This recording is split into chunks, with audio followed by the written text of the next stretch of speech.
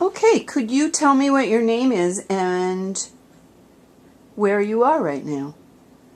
What my name is? Yeah. It's Kathryn B. Loizeaux. Okay. And where I'm at Beaverkill, New York. And today is July 1st, Saturday. 2017. That's right. So, what was the name you were born with? Kathryn Butler. And did you have a middle name? There was an O, and I don't remember what that was. Was for. that Oxenrider? It could have been, but I'm not sure. Okay. And where were you born? Reading, Pennsylvania. Were you born in a hospital or at home? In a hospital. Maybe Reading Hospital? No. I think it was St. Joseph's. Okay. And where did you live when you were first born? Where did I live? Yeah, what town? In Reading. In the city? In Reading, Pennsylvania. Do you remember what the name of the street was? No, not that one, no. Okay. And tell me your parents' names. My mother was Sarah Oxenrider. Okay. My father was Paul Butler. And where did they grow up? My mother grew up on a farm, and then they moved to Temple at some point in her growing years. Okay. And where did your dad grow up? Where did he grow up? That's a good question. Evidently he grew up in several different places. Around Reading? Outside of Reading somewhere, yeah. Okay.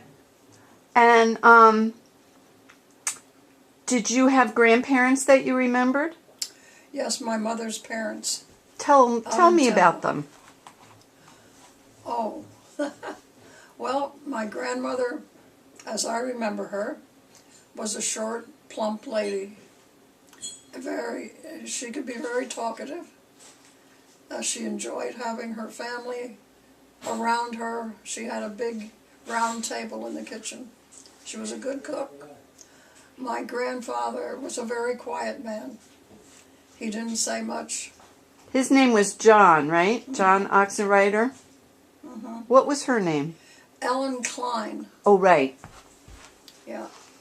So she was the talker and he was the quiet one. Yes. Mm-hmm. And how about grandparents on your dad's side?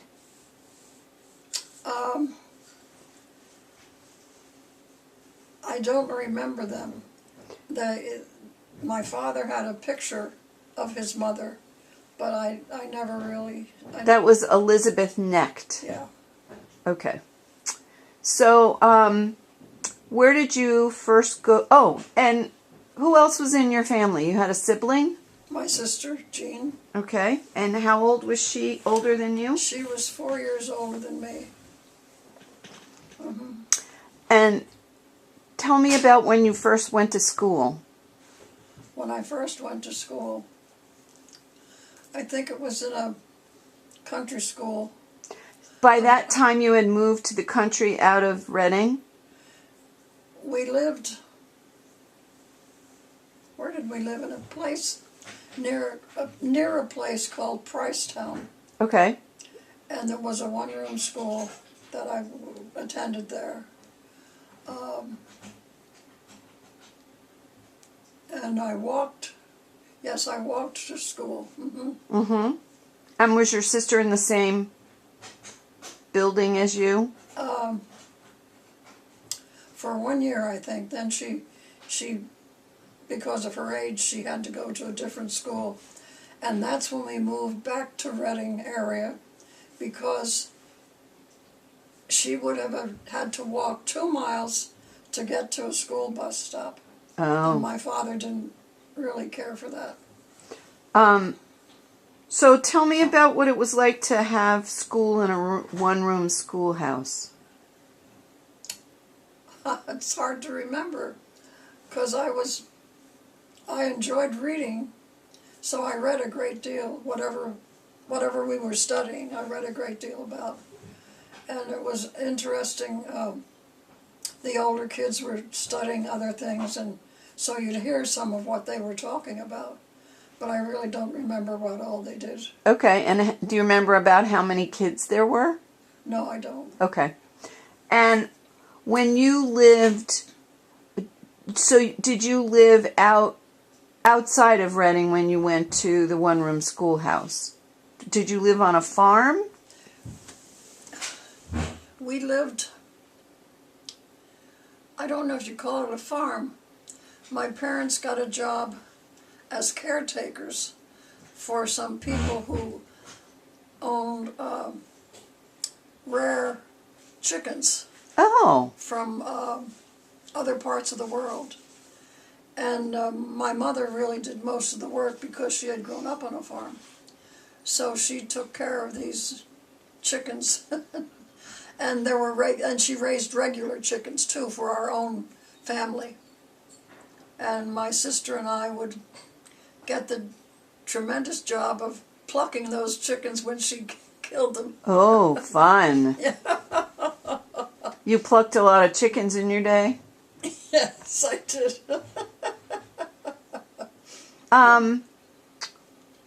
So how old were you when you moved back to the city? Oh, well, we moved back because of Jean's school situation. So she was about, let me think. I was probably in 4th or 5th grade. When you moved back? Yes, yes. Okay. And do you remember that street? That was the one where you lived near Mrs. Sugar?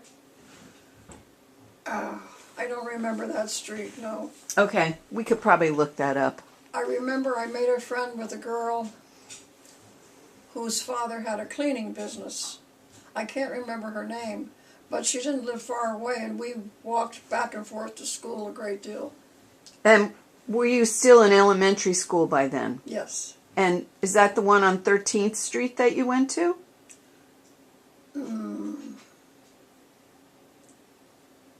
No, that was later, I think. Okay. So, backing up a little bit, tell me about your mother. What was your mother like? My mother was a quiet person. She was a very capable person, although to most people she didn't appear so because of her quietness. But she ran our household, and as I said, she took care of those chickens for quite a while, and we always had a garden, fresh vegetables, things like that. Having grown up on a farm, she was able to do those things by herself. And were there things that she particularly liked to do in her spare time, if she had any? She didn't have much spare time. So she didn't, can you think of any hobbies that she had? No. Okay. And tell me about your dad. Well, he was born in 1893, so he's quite a bit older than she was. Because she was born when? 1903? No. Somewhere around there. Yeah.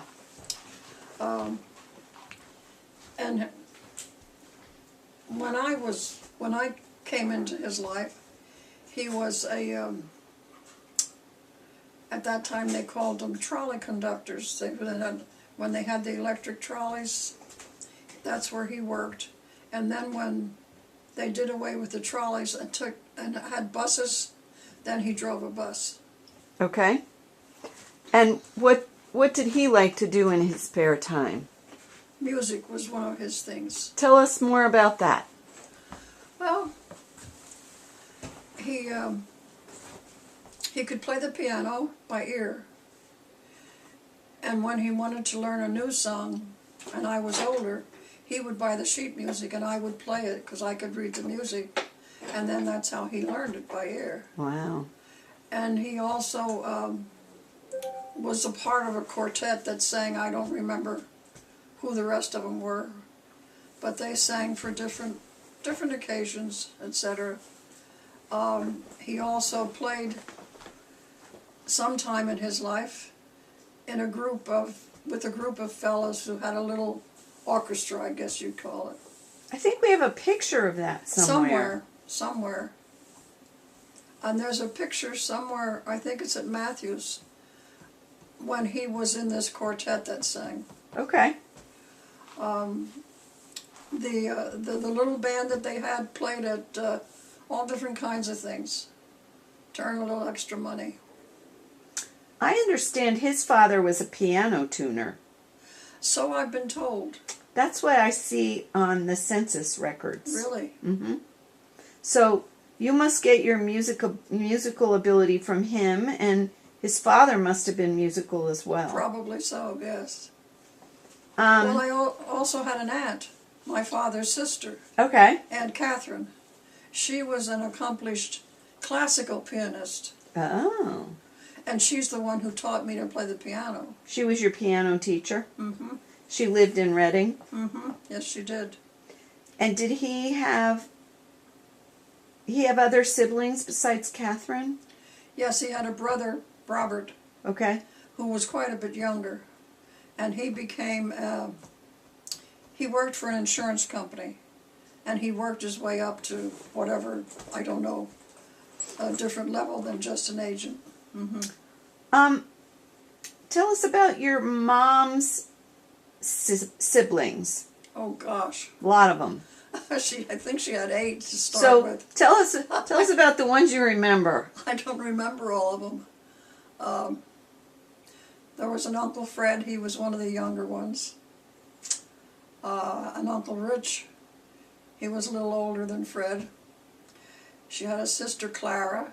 It was Aunt Clara. Who married the Schultz? Excuse me? Did Clara marry the Schultz? Yes. Okay. Aunt Pearl. Mm-hmm. She was one of the youngest. She was a slightly mentally handicapped person. She was the mushroom person, right? Yes, she worked in a mushroom plant for quite a while.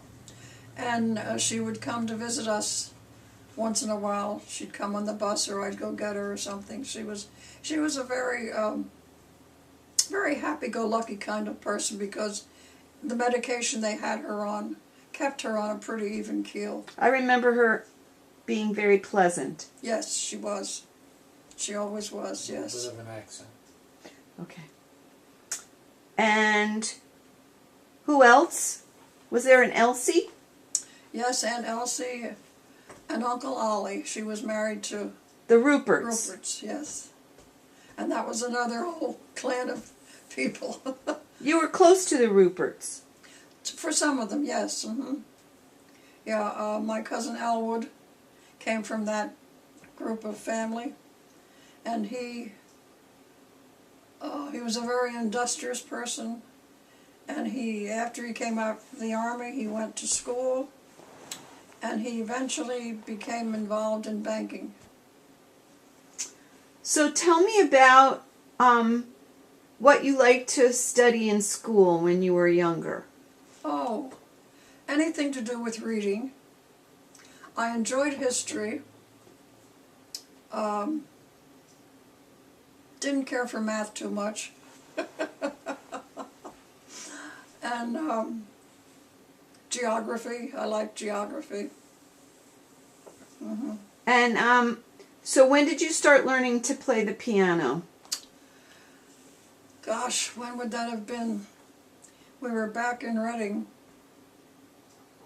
So when you were And like... I was old enough to go by myself, to walk by myself to Aunt Kathryn's.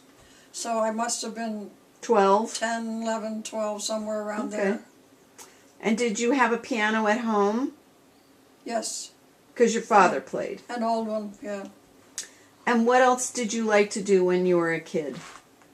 Oh, I was quite active in any kind of sport activity that I could get involved in. Like what? Oh dear, volleyball, field hockey, swimming. What else did I really enjoy?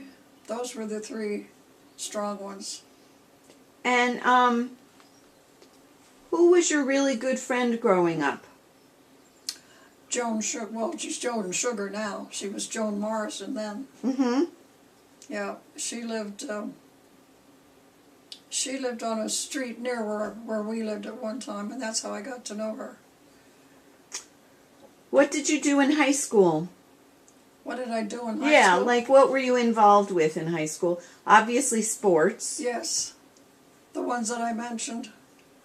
I also enjoyed dancing. And at that time, see, this was in the early stages of the war, they had, I think it was at the YMCA, they had Saturday night programs for youth. And they used records for dancing if you wanted to dance. What kind of dancing did you do? Jitterbug.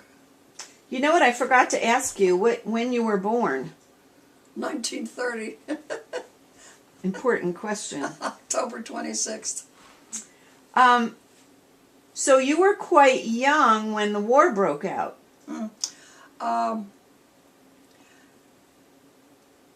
When Pearl Harbor was attacked, I remember very vividly. I was 11 years old. Where were you home? I think we were at my grandmother's out in Temple. Did you hear about it on the radio? That's how they found out. Yeah. Yep. Did you have a radio when you were a kid? Not of my own, no. No, in your house? Yes, they had one somewhere. I don't remember. Probably in the living room. Did you remember listening to the radio as a family? Yep. What did you listen to? One of the things we enjoyed was Fibber McGee and Molly. They were very good. And then there was another program called One Man's Family. And something about, I can't remember what, it was kind of a mystery. I can't remember what it was called. But I enjoyed that, yeah. Let's see. So tell me about when your decision to go to college. When I what? When you went to college. I went to college at East Stroudsburg. My father didn't have a car then, I remember that. And he paid a cousin to drive me up to school. And why East Stroudsburg? Because it offered a program in physical education. And your goal was? To be phys ed teacher. Okay. So, tell us what happened that first summer after. When did you meet Tim? The first summer after I went to college. That's what I thought. Yeah. So tell us about that. How did you meet him? Oh, on one of the things I hated to do, a blind date. His friend David Garthwaite was dating a girl, but he didn't have a car. And Tim had a clunky old car at that time, so David talked him into bringing him up to the school. But he had to get a blind date for Tim, and I was the blind date. Oh, it was for school. In other words, Dave Garthwaite's date went to school with you. Yes? Who went to school with Oh. him? No, his girlfriend went to school That's with what him. I mean. So the blind date was at college. Yes. I thought the blind date was up here. No. Well, part of the time later on, after we were dating,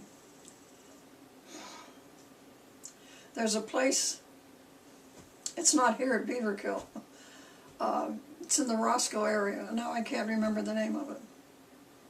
Anyway, it had a Rathskeller, and that's where we used to go sometimes on a date when I was working and I had time off. Okay, so you met him at East Stroudsburg, and then you got a job up here that summer. Yes? I got a job in the Roscoe area. Okay. And how did you end up here? Here? Yeah, I mean, how did you end up getting that job up here? Did that have anything to do with the fact that Dad might be here? that Tim might No, be here? I had that job in Roscoe, Okay. and which consisted of waiting on table and helping to see. They also had rooms they rented out, and so we waitresses helped to be like housemaids for the bedrooms. Tell us about that first date, that first blind date. You know, I don't remember that much about it. It wasn't that exciting. Do you remember thinking that you were interested in him? No. So how did it develop if you weren't that interested? He was more interested in me than I was in him. So how did that, tell us what happened. Oh. Well, I didn't have much time for dating because I was in school. But one weekend he decided to go up to visit me. But I didn't know he was coming. And anyway, I get a call from one of the girls in the building where I lived that I had somebody to visit me, and I couldn't imagine who it was. And here it was Tim. His car had broken down on the trip.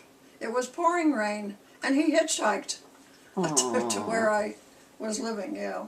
And was he in college then? Yes. He had finished his time in the service, and so he was at Lehigh University. Okay.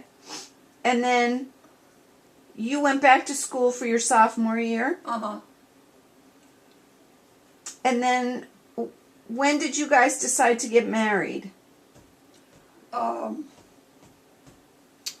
Well... Did he propose to you? Yes, he did. And did he surprise you? Yes, he did. Tell us about that. It was just that it surprised me. I never expected that to happen. You were going out for a while when he asked you to... For a little while, yeah. Mm-hmm. A year? Could have been. But I was back in Reading working as a waitress, and he would come to visit there once in a while. So somewhere along the line he asked me to marry him, and at first I didn't reply. But you ended up getting married after your sophomore year. Yes. So what did your parents think about that? Well, my father was always skeptical of any fella that wanted to date me. But he eventually came around because Tim really was his personality was very pleasant. My mother liked him right away. Mm-hmm.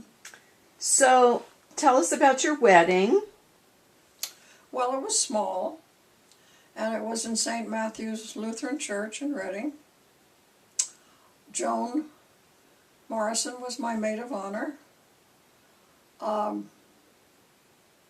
I really forget who he had for his groomsmen, but that was it. It was a very small wedding, but